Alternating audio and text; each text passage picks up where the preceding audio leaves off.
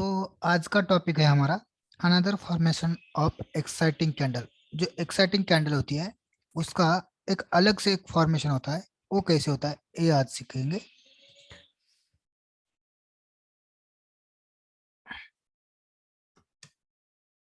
Another formation of exciting candle.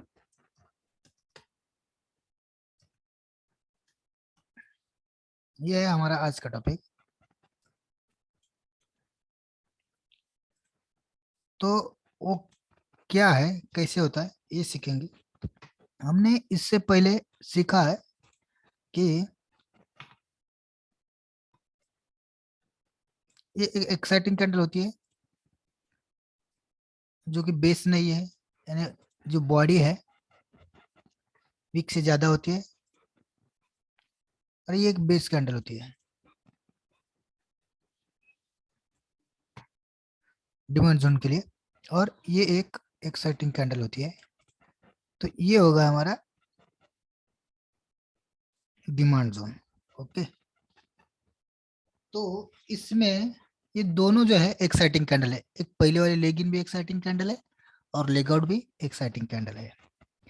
लेकिन कभी कभी होता क्या है कि एक लेग इन तो हो गई, उसके पास बेस हो गई, लेकिन फिर अगले दिन एक कैंडल बने, लेकिन वो भी बेस है, लेकिन गैप अप है। इतनी गैप अप है कि उसका क्लोजिंग भी पहले लेगिन के ऊपर है। तो इसको क्या समझे, अब बेस समझे, लेग या लेग आउट एक्साइटिंग कैंडल समझे। तो ऐसा जब भी होता है, गैप अप ओपन होती है, बेस कैंडल भी हो अगर, लेकिन गैप अप है और उसका क्लोजिंग जो है लेगिन के ऊपर है, तो इसको भी हम एक्साइटिंग कैंडल ही बोलते हैं।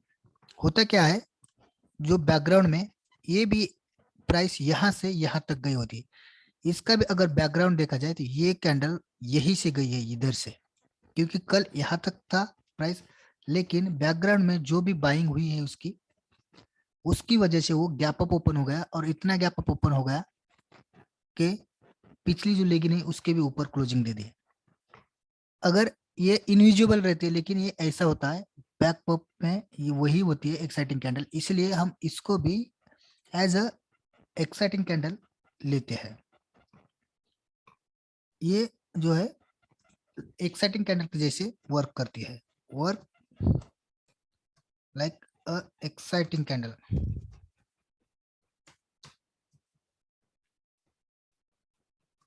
समझ में आया? जो ऐसा गैप होता है वो भी एक्साइटिंग कैंडल के जैसा वर्क करता है, क्योंकि ये जो बेस कैंडल हो गई है ये सिग्निफिकेंट गैप के साथ हो गई है। Base candle, base candle with significant gap. जो गैप कैंडल है वो सिग्निफिकेंट गैप के साथ, तो उसका जो फॉर्मूला होता है वो वही होता है, significant gap is plus base candle is equal to exciting candle. Gap plus base candle is equal to exciting candle. ये इसका फॉर्मूला होता है जो हम सीख रहे थे, another formation of base candle, ये वही है। इसके हम उदाहरण भी सीखेंगे, लेकिन इससे पहले हम इसके अलग अलग उदाहरण देखेंगे, और इसका जो है मार्क कैसे करना है, जोन मार्क कैसा करना है, ये पहले सीखेंगे। इसके मैं आपको उदाहरण भी दूंगा। तो यही लेते हैं, यही हमारा एक जोन है।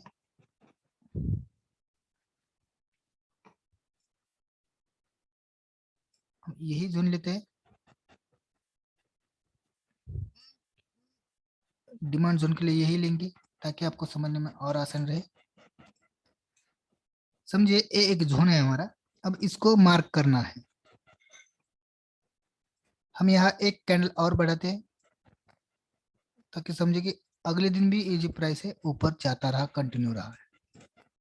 ये हमारा जोन है। अब मार्क कहाँ करना है, देखिए हमने पिछली बार सीखा था ओरिजिन, प्राइस ओरिजिन में, कि अगर अगर जो सेलिंग प्रेशर ये अगर नॉर्मल हो तो ये यहाँ से चल सकता है, जो हमने पिछले एक टॉपिक में सीखा था। ये यहाँ से चल जाएगा अगर सेलिंग प्रेशर नॉर्मल हो तब। हम यहाँ पे लिखेंगे if selling pressure is normal.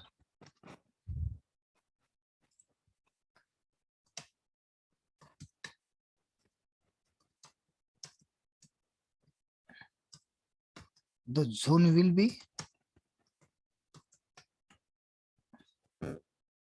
respond। अगर ये सेलिंग प्रेशर अगर नॉर्मल रहा तो ये जो जोन है ये यहाँ से भी रिस्पॉन्ड कर सकता है। लेकिन आपको लग रहा है कि सेलिंग प्रेशर बहुत ही प्रेशर के साथ आ रहा है, तो आपको ये जो जोन है ये नहीं मार्क करना है, आपको नीचे वाला जोन मार्क करना है।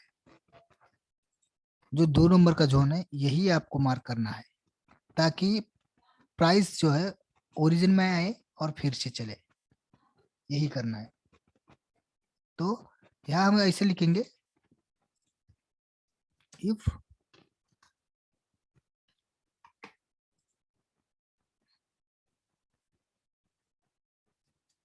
प्राइस हिट विथ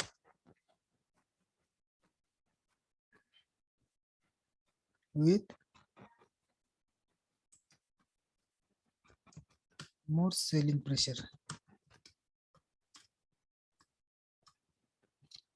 ये आपके स्टडी के लिए लिखा है, ये आपको ऐसे नोट बनाने हैं कि अगर सेलिंग प्रेशर के साथ ये अगर सेलिंग आई यहाँ पे तो आपको यही जोन मार्क करना है, यही पे आपको एंट्री लेनी है, ना कि यहाँ पे।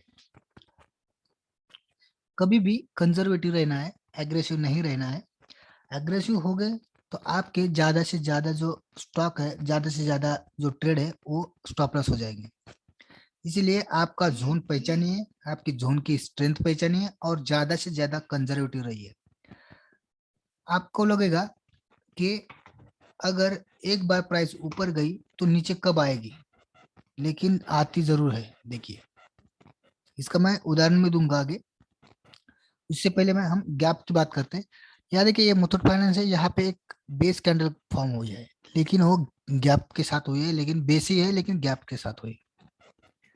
देखेंगे ये प्राइस, तो ये प्राइस यहाँ से चले, यहाँ से यानी अगर बेस का देखा जाए यहाँ यहाँ से इस गैप में से चलिए, तो गैप में से कैसे चलिए, तो वही एक्साइटिंग कैंडल कैंडल ये फॉर्म हुई है। एक्साइटिंग कैंडल ही आप इसे ग्रहित धरिए। और अगर इसको हम लोअर टाइम फ्रेम पे जाएंगे तो यहाँ पे कोई ना कोई जोन जरूर होगा। यहाँ पे हम मार्किंग कर रहे हैं। अगर हम लोअर टाइम फ्रेम पे गए, यहाँ पे हम 125 मिनट पे गए,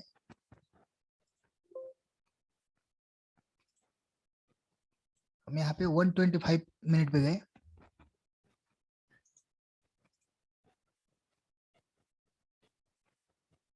तो वहां पे कोई ना कोई जोन जरूर होगा।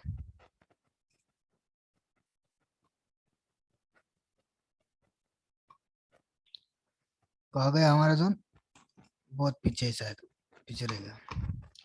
दूसरा उदाहरण देखेंगे हम।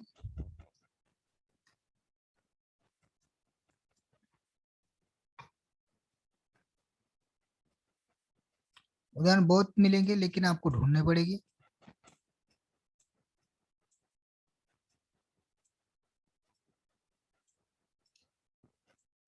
ढूंढने में थोड़ा ज्यादा टाइम लग सकता है।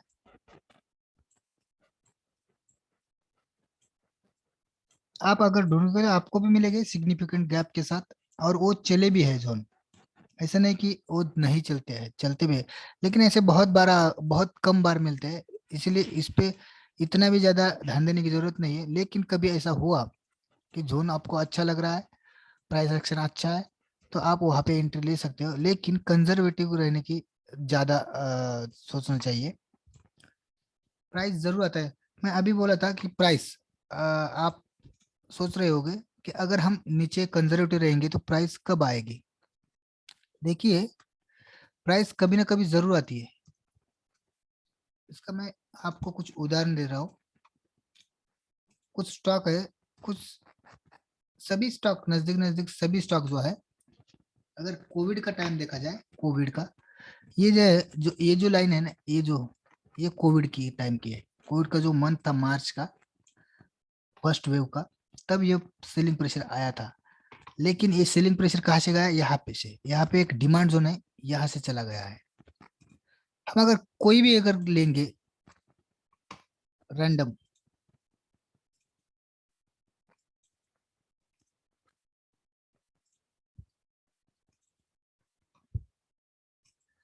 ये देखिए कहाँ से चला है, यही डिमांड जोन से चला है। अब देखेंगे आप कि यहाँ पे एक डिमांड जोन है,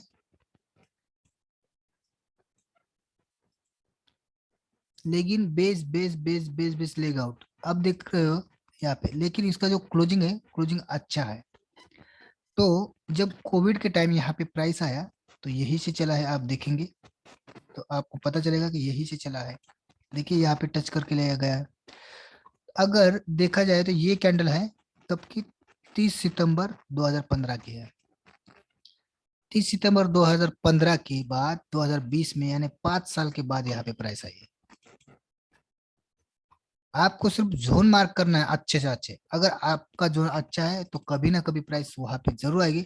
और इतने सारे स्टॉक है तो आपको बहुत सारे स्टॉक के ना जोन करके रखने हैं, मार्किंग करके रखने हैं। कौन सा ना कौन सा आपको जोन जरूर मिलेगा, और वो जोन बहुत अच्छा होगा।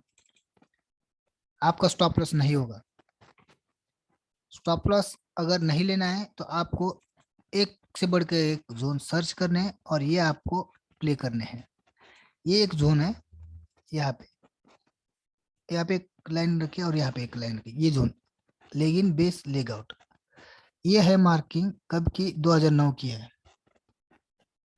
टाटा मोटर्स में ये जो डिमांड जोन है ये है 2009 का। उसके बाद 2020 में, यानी नजदीक 11 साल बाद उस जोन में आया है ये प्राइस। लेकिन यहाँ से कैसे चला है आप देख सकते हो।